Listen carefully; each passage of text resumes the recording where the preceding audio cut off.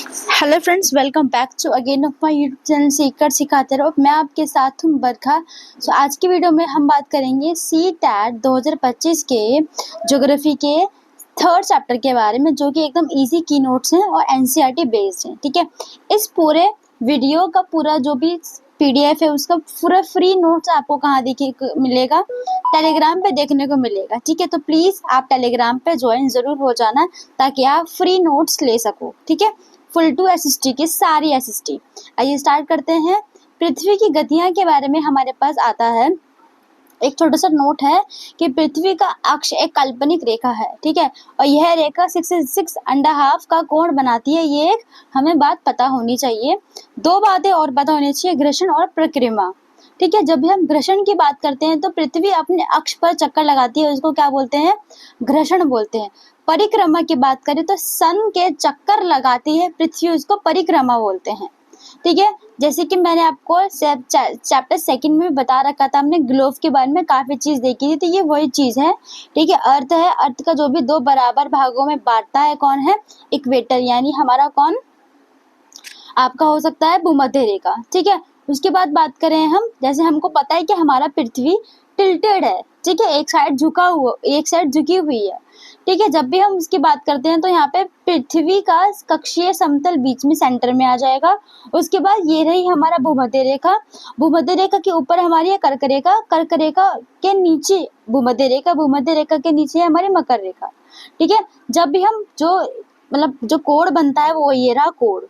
ठीक है, 66 डिग्री हमारा कोण झुका हुआ है पर बनाती है अर्थ।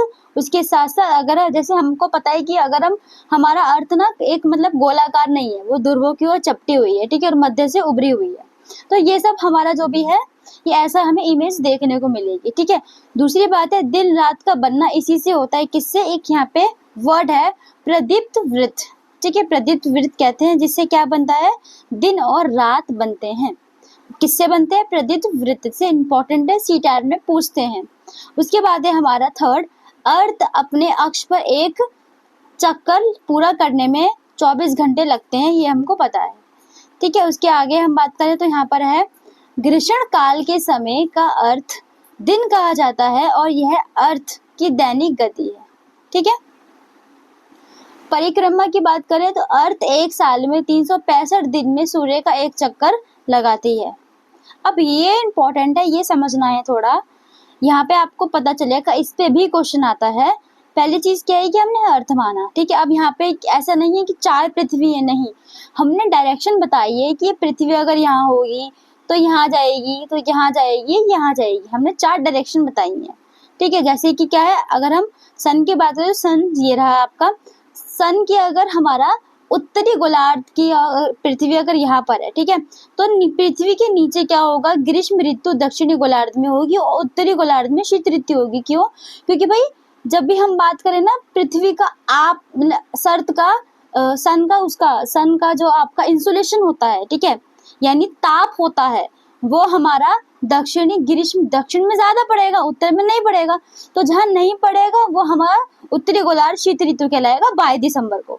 ठीक है, और जहाँ पे पड़ रहा है, बहुत तीखी किरणें आ रही है, बहुत इंसुलेशन हो रहा है, तो वो हमारे दक्षिणी में पड़ेगा। जो भी यहाँ के इलाके हैं ना, यहाँ पे गर्मी होगी, यहाँ के इलाकों में सर्दी होगी, ऐसा आप ध्यान रखिए। ठीक है, तो यहाँ पे क्या है? ये दक्षिणी अयांत है। उसके बाद यहाँ बात करें, अगर अर्थ यहाँ पर आ गया बसंत ऋतु में कितने टाइम?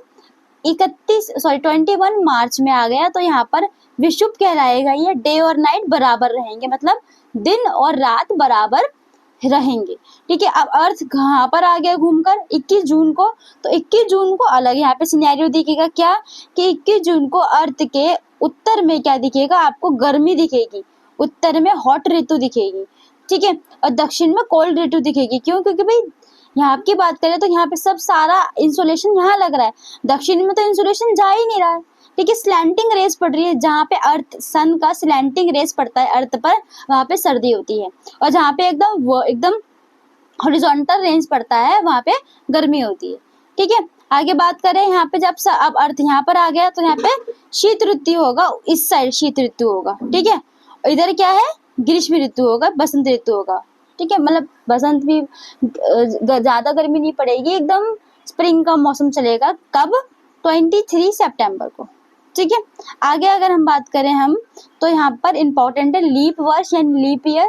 फरवरी में 29 डेज होते हैं जब लीप ईयर होता है तब। ठीक है, तो जब लीप ईयर होगा, हर लीप ईयर हमेशा 4 साल बाद आता है। तो देखा जाए तो अगर मैं बोलूं कि 2025 में कोई लीप ईयर नहीं है, 2025 का जो भी है ना क्या वो नॉर्मल ही ईयर है। अगर हर 4 साल बाद आएगा तो जब लीप ईयर आएगा तो 365 से 366 दिन हो जाएंगे। ठीक है, पूरे कैलेंडर में। नेक्स्ट क्या है, चित्र के द्वारा अर्थ पर वाटर वेदर और ऋतुओं को समझाने का प्रयास किया गया है। ठीक है, बुक के अंदर। उसके बाद है हमारा स्लैंटिंग रेज, जो मैंने आपको बताया वो वर्टिकल रेज। ठीक है, स्लैंटिंग रेज क्या होती है, यहाँ पे आप समझ सकते हैं चीजों को कि जो सन है, सन पे जो भी तिरछी किरणें आती हैं उसको स्लैंटिंग रेज बोलते हैं। स्लैंटिंग रेज जहाँ पर भी पड़ेंगी ना वहां पर इंसुलेशन बहुत कम होगा, मतलब आपतन या ताप जो सूर्य का है वो नहीं होगा। ठीक है, बहुत सर्दी होगी, सर्दी का मतलब है कि ज्यादा गर्मी नहीं होगी, बेसिकली ये बात है। उसके बाद आता है वर्टिकल। ठीक है, जब भी एकदम हॉर्टिकल एकदम हॉरिजॉन्टल वर्टिकल रेंज पड़ती है, एकदम तीखी, मतलब एकदम तीखी एकदम तेज धूप पड़ती है, कहाँ पड़ती है आपका सब ट्रॉपिकल एरियाज के अंदर। ठीक है, जैसे मैं बोलूँ अमेजन बेसन, ठीक है, वो इधर ही सबसे ज्यादा है। ठीक है, तो ये सब कुछ जो भी है अफ्रीका के अंदर, तो यहाँ पे क्या है बहुत ज्यादा आपको सोलर इंसुलेशन देखने को मिलेगी। उसके बाद है हमारा 22 दिसंबर। क्यों इंपॉर्टेंट है, इस पे क्वेश्चन आता है, इंपॉर्टेंट, वेरी वेरी इंपॉर्टेंट है। क्वेश्चन क्या आता है इस पर, 22 दिसंबर में इसमें पृथ्वी के दक्षिणी गोलार्ध यानी दक्षिणी ध्रुव की ओर झुकी हुई है, जिससे मकर रेखा पर सनलाइट सीधी वर्टिकल पड़ती है। नोट, ऑस्ट्रेलिया में गर्मियों में क्रिसमस मनाते हैं। अगर मैं आपसे पूछूं कि 25 दिसंबर को क्रिसमस मनाते हैं, ठीक है, तो क्रिसमस के दिन कैसा वेदर रहता है? ऑफ कोर्स आप बोलोगे ठंडा वेदर रहता है, कोल्ड रहती है, ठंड रहती है, बर्फ गिरती है। इंडिया में नहीं, लेकिन बाहर के देशों में तो बर्फ ही गिरती है। आप यूरोप जाओ, आप रशिया जाओ, आपको बर्फ देखने को मिलेगी। ठीक है, लेकिन ऑस्ट्रेलिया में 22 दिसंबर या 25 दिसंबर को गर्मियों में वो क्रिसमस मनाएंगे, क्योंकि हमारा 22 जो भी दिसंबर को जो भी अर्थ है वो दक्षिणी ध्रुव की ओर झुक जाती है। इसलिए ऑस्ट्रेलिया में बहुत ज्यादा क्या पर देखने को मिलेगा, आपको रेंज देखने को मिलेगा बहुत तीखी, बहुत तेज, किसकी, सूर्य की। इस वजह से वहां पर गर्मियों में क्रिसमस मनाया जाता है। इस पे क्वेश्चन आता है। ठीक है, तो होप्स आपको वीडियो पसंद आई होगी। अगर हाँ तो वीडियो को लाइक करें, शेयर करें, देन चैनल को सब्सक्राइब, देन सपोर्ट करें। Thank you for watching.